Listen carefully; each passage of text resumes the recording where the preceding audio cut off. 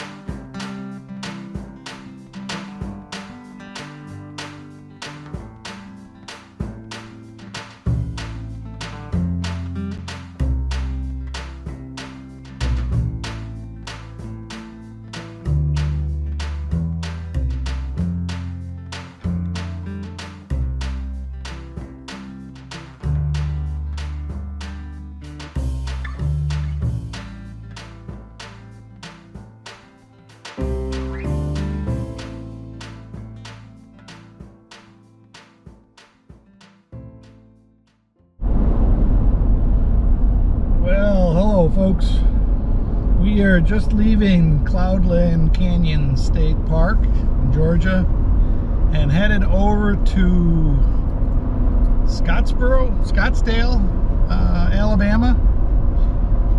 I'm going to a little store over there that I've heard a lot about, a lot of hype on Good Morning America, and a couple of other shows have talked about the wonderful products that they have at this store, so we're going to go over and check it out. Maybe we'll get some new equipment, new goods. Well, we're taking Route 71 through Alabama, down through the countryside. Going to try to see what Alabama looks like. Boy, must be garbage day on this particular route, because there are a lot of these all over the place. I hope they pick up garbage every week, or maybe they don't. But this is a nice drive. I love driving through the countrysides of different states and stuff. And I haven't really had much time in Alabama, but oh well, there's not as many of these things. Dollar Generals.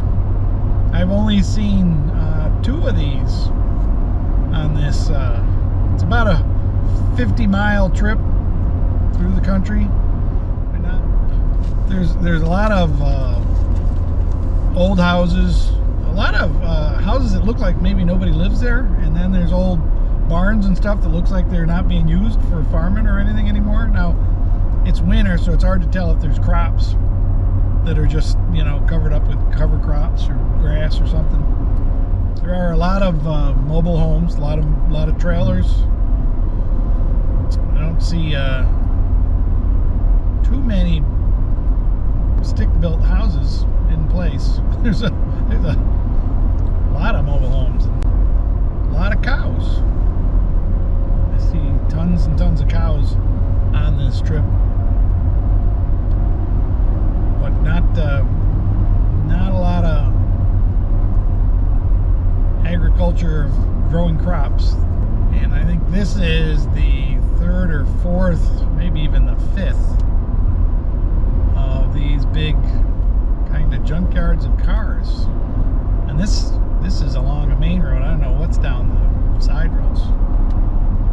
Most of the places I come from, the car dumps are on side roads, but those are pretty unsightly, and they're pretty environmentally dangerous, because all those cars usually leak oil and gas and pollute the groundwater, and then of course everybody living nearby has a well, so it doesn't do anything for the water source. Anyways, we're headed for did I say this already? I don't think I told you where I'm going. We're going to the Unclaimed Baggage store. It's the store that when the airlines lose your baggage and they can't figure out who owns it, they sell it by the pallet load or the truckload to this store, and they unpack it and sell it. And So we're hoping to see all sorts of things down there. I mean, on Good Morning America, they've shown things like grandfather clocks, and chainsaws, and toolkits, and all sorts of things that airlines lose that end up down here. So we should be there in about a half a second as I change the screen here, and we'll see you there.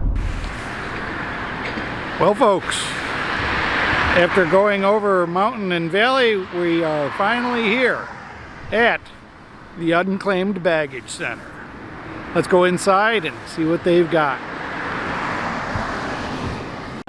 It's a fairly large place, not quite as big as a Walmart, but it has, you know, what they need.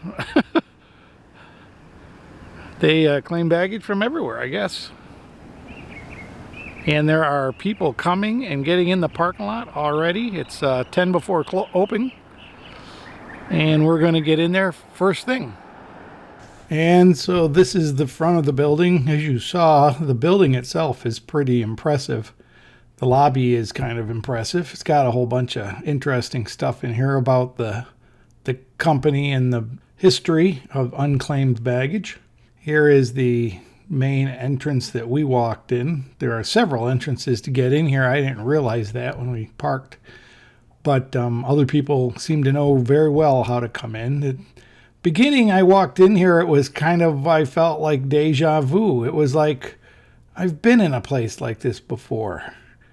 And there's not a whole lot of rhyme or reason to the whole setup. There is just a lot of stuff sorted out by what it's most like. Like, there are handbags a lot of places, but those are the fancy handbags, along with these fancy shoes and some fancy dresses and assortments, accessories for the female going out on the town person. There are a number of places where there are belts and different dresses and boots and things like that. And then there are these little nooks and crannies where there are things that there aren't a lot of, like slippers and makeup kits and candles and stuff. It's amazing what they have. I couldn't believe they had crock pots and Instapots and slow cookers and things like that.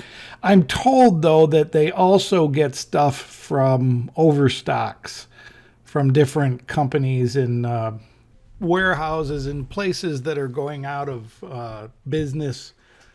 They buy stuff from a lot of places other than just the unclaimed baggage from the airlines.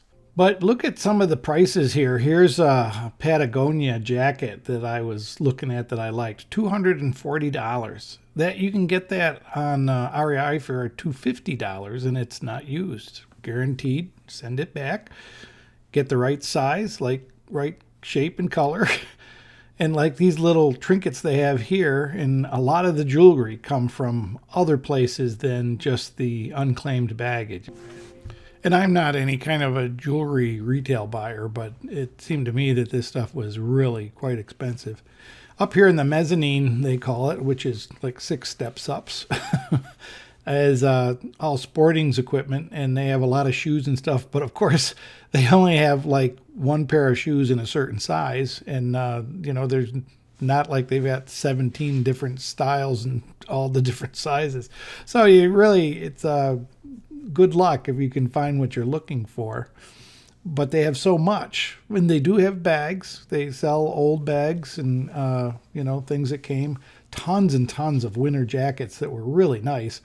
Some nice ski jackets and stuff. I was looking at camera equipment. That's really one of the reasons I came here, but it's all kind of like a couple years old. And it was retail prices for the most part, maybe 20% less. But one of the things you have to do if you're looking at anything like this is you got to bring your phone and check the prices on Amazon. And the stuff that I was looking for was several years old. They've been upgraded 2 or 3 times. And the price was like 10 or 15% below what it should be. But they have tons of phones and tablets and pagers and all sorts of things like that. It's I think that's probably what people lose the very most in airlines and airports. Sunglasses galore, 10,000 pairs of sunglasses. And then, of course, you get to the section that's all laptops and their various stuff. They do have the specs on them, and then there's these areas that are just junk. There's just tons and tons of places that are just junk things. Now most of the stuff that was on this wall is gloves and hats and winter socks and things like that. But down the road, there's skis and bites. And here's the snack bar, and whatever they were cooking that early in the morning just drove me to run down there. I guess they were making cookies. I finally figured out that the men's store was across the parking lot, and so I had to go over there and look through their stuff. But bottom line is the whole place was just a big thrift store that had incredibly high prices. I don't believe I would buy much here personally. It was just incredibly high prices. And it was a maze to get through the whole place.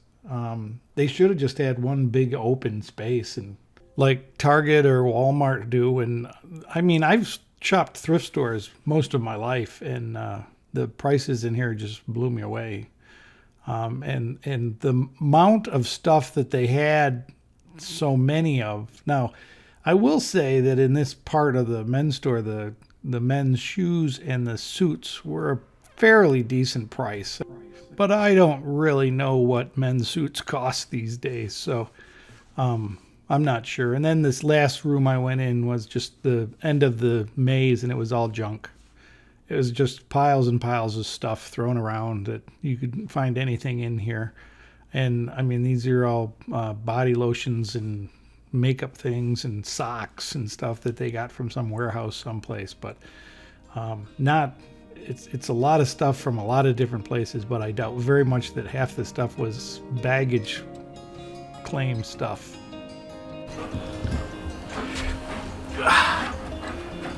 Well, folks, I hope that was an okay video.